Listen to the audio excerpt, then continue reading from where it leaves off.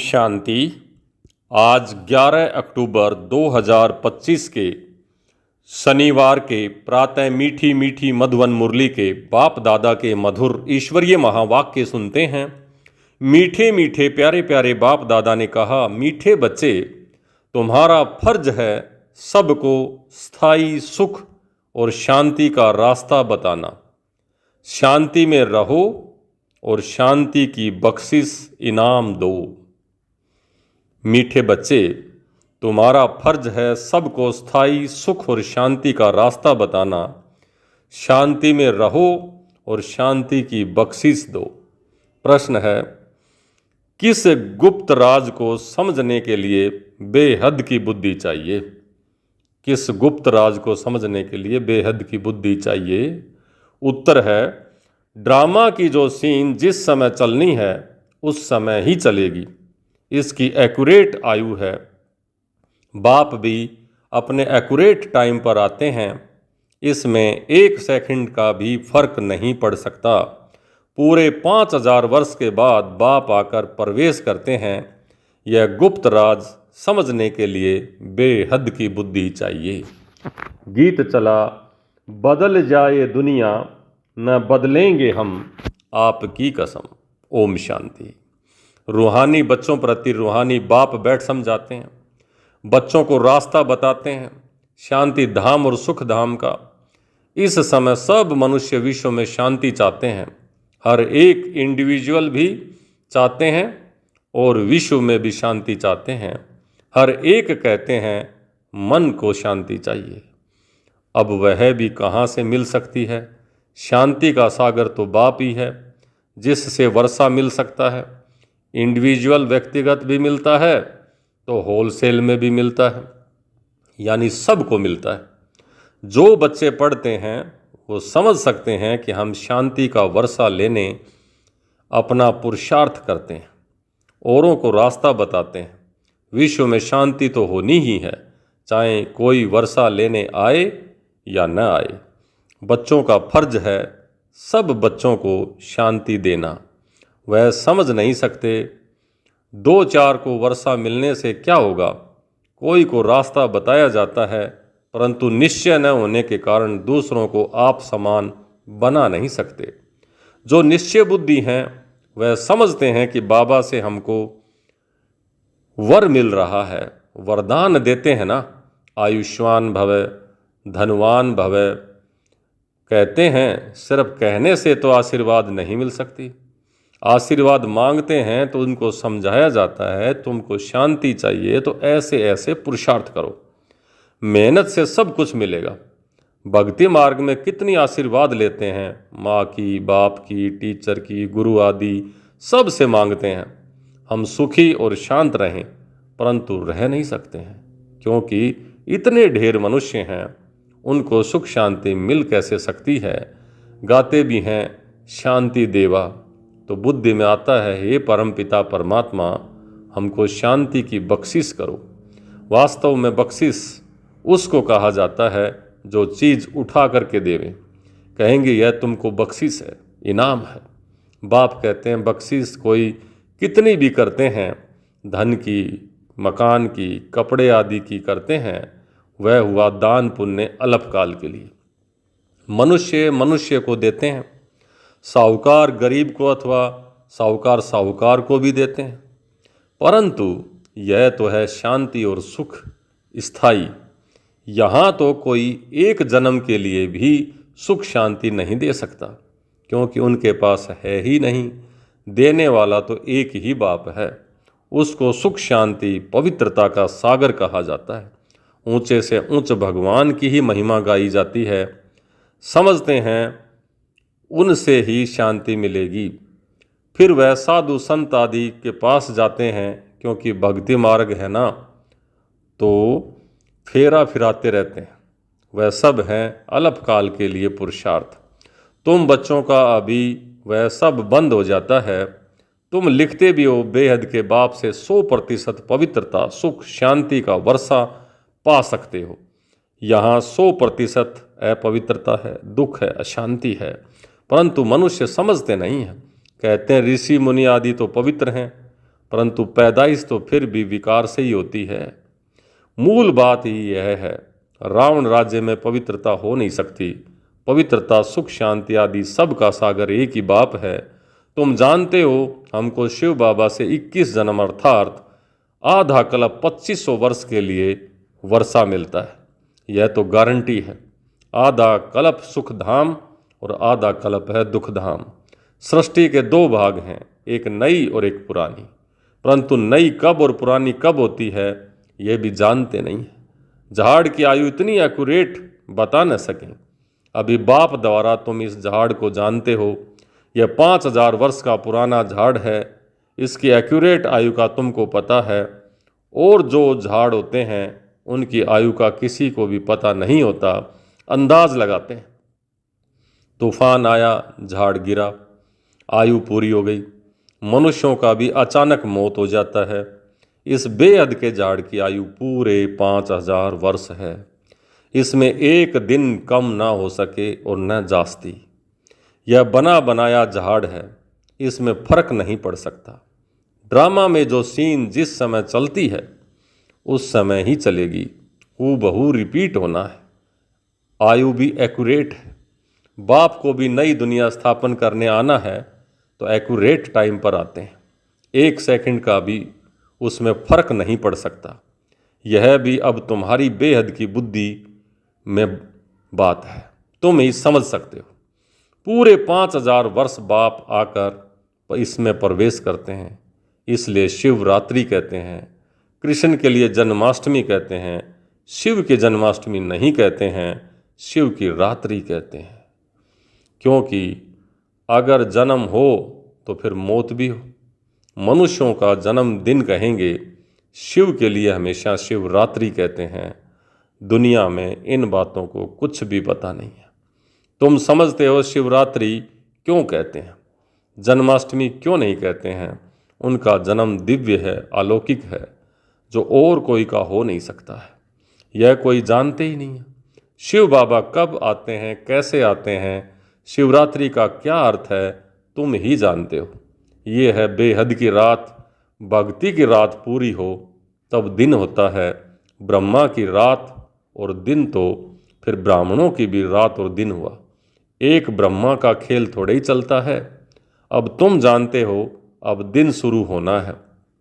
पढ़ते पढ़ते जाएं तो पढ़ने पर अपने आप वहाँ पहुँचेंगे। तो पढ़ते पढ़ते आए, अपने घर अपने आप पहुँचेंगे, फिर दिन में आएंगे। आधा कल्प दिन, फिर आधा कल्प रात गाई जाती है, परंतु किसी की बुद्धि में नहीं आता है। वो लोग तो कहेंगे कि कलयुग की आयु 40,000 वर्ष बाकी है, सतयुग की लाखों वर्ष है, फिर आधा आधा का हिसाब ठहरता ही नहीं है। कल्प की आयु को कोई भी जानते ही नहीं है। तुम सारे विश्व के आदि मध्य अंत को जानते हो। यह 5000 वर्ष के बाद सृष्टि चक्र लगाती रहती है। विश्व तो है ही, उसमें पार्ट बजाते बजाते मनुष्य ही तंग हो जाते हैं। यह क्या आवागमन है। अगर 84 लाख जन्मों का आवागमन होता तो पता नहीं क्या होता। न जानने के कारण कल्प की आयु भी बढ़ा दी है। अभी तुम बच्चे बाप से सम्मुख पढ़ रहे हो, अंदर में वासना आती है, हम प्रैक्टिकल में बैठे हैं।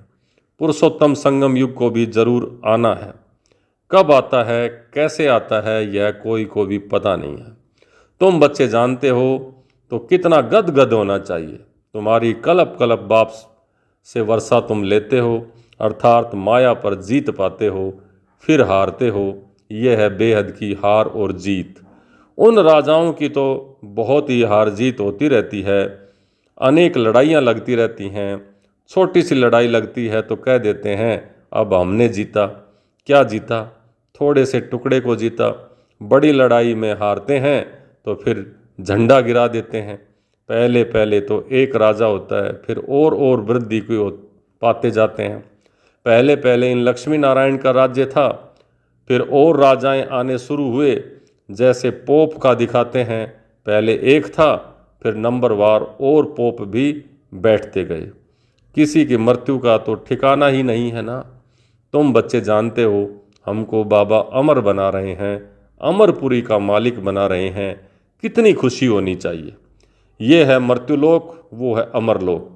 इन बातों को नया तो कोई समझ न सके, उसको मज़ा ही नहीं आएगा जितना पुरानों को आएगा। दिन प्रतिदिन वृद्धि को प्राप्त करते हैं, निश्चय पक्का हो जाता है। इसमें सहनशीलता भी बहुत होनी चाहिए।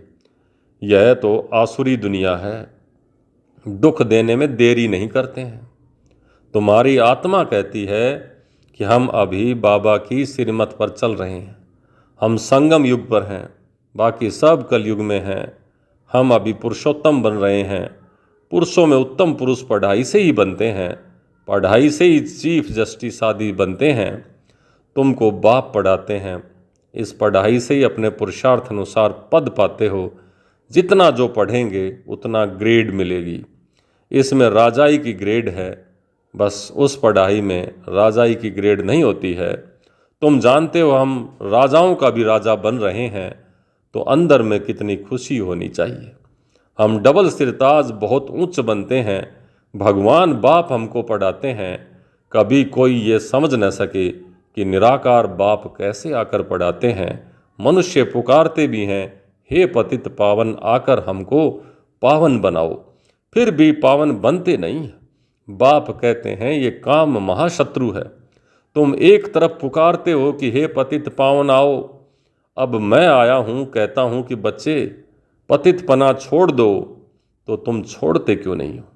ऐसे ही थोड़ी कि बाप तुमको पावन बनाए और तुम जाके पतित बनते रहो। ढेर ऐसे पतित बनते हैं। कोई सत्य बताते हैं, बाबा यह भूल हो गई। बाबा कहते हैं कोई भी पाप कर्म हो जाए तो फौरन बाप को बताओ। कोई सच और कोई झूठ बोलते हैं। कौन पूछते हैं समझते नहीं। मैं थोड़े ही एक एक के अंदर को बैठ करके जानूंगा, यह तो हो न सके। मैं आता ही हूँ सिर्फ राय देने के लिए। पावन नहीं बनेंगे तो तुम्हारा ही नुकसान है। मेहनत कर पावन से फिर पतित बन जाएंगे तो की कमाई चट हो जाएगी। लज्जा आएगी कि हम खुद ही पतित बन पड़े, फिर दूसरे को कैसे कहेंगे कि पावन बनो। अंदर ही खाता रहेगा कि हमने कितना फरमान का उल्लंघन किया। यहाँ तुम बाप से डायरेक्ट प्रतिज्ञा करते हो और जानते हो बाबा हमको सुख धाम और शांति धाम का मालिक बना रहे हैं। वो हाजिर नाजिर अभी इस समय तुम बच्चों के सामने, नज़र के सामने हाजिर है। हम उनके सम्मुख बैठे हैं। इनमें पहले यह नॉलेज थोड़ी ही थी, न कोई गुरु ही था जिसने नॉलेज दी। अगर गुरु होता तो सिर्फ एक को ज्ञान देता ना। गुरुओं के फॉलोअर्स तो बहुत होते हैं ना, किसी एक को थोड़ी ज्ञान देता, उसके तो बहुत फॉलोअर होते हैं। एक थोड़ी होगा, यह समझने की बातें हैं। तो सतगुरु है ही एक, वह हमको रास्ता बताते हैं, हम फिर दूसरों को बताते हैं। तुम सबको कहते हो बाप को याद करो, बस ऊंचे से ऊंचा बाप को याद करने से ही ऊंच पद मिलेगा। तुम राजाओं के भी राजा बनते हो, तुम्हारे पास अनगिनत धन होगा, तुम अपनी झोली भरते हो ना। तुम जानते हो बाबा हमारी झोली खूब भर रहे हैं। कहते हैं कुबेर के पास बहुत धन था, वास्तव में तुम हर एक कुबेर हो। तुमको बैकुंठ रूपी खजाना मिल जाता है। खुदा दोस्त की भी कहानी है, तो उनको जो पहले मिलता था उसको एक दिन के लिए बादशाही दे देते थे। यह सब दृष्टांत उदाहरण है। अल्लाह माना बाप वह अव्वल दीन रचता है, फिर साक्षात्कार हो जाता है। तुम जानते हो बराबर हम योग बल से विश्व की बादशाही लेते हैं। अच्छा, मीठे मीठे सिकल दे बच्चों प्रति मात पिता बाप दादा का याद प्यार और गुड मॉर्निंग। रूहानी बाप की रूहानी बच्चों को नमस्ते। हम रूहानी बच्चों की रूहानी बाप दादा को याद प्यार, गुड मॉर्निंग और नमस्ते। नमस्ते मीठे बाबा, बहुत बहुत शुक्रिया आपका। धारणा के लिए मुख्य सार, पहला, इस आसुरी दुनिया से बहुत बहुत सहनशील बनकर रहना है। कोई गाली दे, दुख दे तो भी सहन करना है। बाप की सिरमत कभी नहीं छोड़नी है।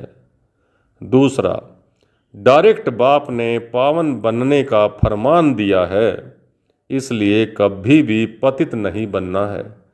कभी कोई पाप हो तो बाप से छिपाना नहीं है।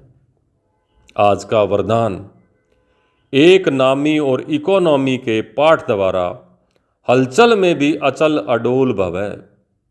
एक नामी और इकोनॉमी के पाठ द्वारा हलचल में भी अचल अडोल भवै। समय प्रमाण वायुमंडल अशांति और हलचल का बढ़ता जा रहा है। ऐसे समय पर अचल अडोल रहने के लिए बुद्धि की लाइन बहुत क्लियर होनी चाहिए। इसके लिए समय प्रमाण टचिंग और कैचिंग पावर की आवश्यकता है। इसको बढ़ाने के लिए एक नामी और इकोनॉमी वाले बनो। एक नामी और इकोनॉमी करने वाले बच्चों की लाइन क्लियर होने के कारण बाप दादा के डायरेक्शन को सहज कैच कर सकते हैं और हलचल में भी अचल अडोल रह सकते हैं। जो बच्चे एक नामी और इकोनॉमी के इस धारणा को धारण करेंगे तो उनकी बुद्धि में क्लियर टचिंग होगी, तो वह बाप दादा के डायरेक्शन को सहज कैच कर सकते हैं और हलचल में भी अचल अडोल रहते हैं। स्लोगन है, स्थूल सूक्ष्म कामनाओं का त्याग करो तब किसी भी बात का सामना कर सकेंगे। स्थूल और सूक्ष्म कामनाओं का त्याग करो तब किसी भी बात का सामना कर सकेंगे। आज के अव्यक्ति सारे स्वयं और सर्व के प्रति मनसा द्वारा योग की शक्तियों का प्रयोग करो। अभी मनसा की क्वालिटी को बढ़ाओ तो क्वालिटी वाली आत्माएं समीप आएंगी। इसमें डबल सेवा है, स्वयं की भी और दूसरों की भी। स्वयं के लिए अलग मेहनत नहीं करनी पड़ेगी, प्रारब्ध प्राप्त है, ऐसी स्थिति अनुभव होगी। तो इस समय की श्रेष्ठ प्रारब्ध है सदा स्वयं सब प्राप्तियों से संपन्न रहना और सबको संपन्न बनाना। अच्छा, ओम शांति।